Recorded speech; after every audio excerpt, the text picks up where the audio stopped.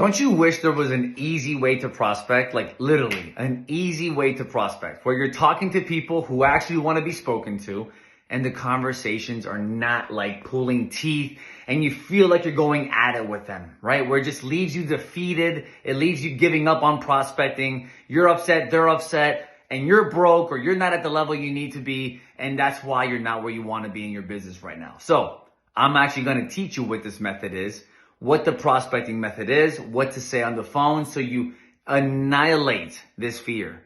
It's the number one psychological way of prospecting, and it's actually going to get you listings as well. So click the link below, get in that masterclass. It's on a first come, first serve basis where I'm going to walk you through because it needs to be easy. It needs to be psychologically pleasing to you because if it's not, you're going to give up.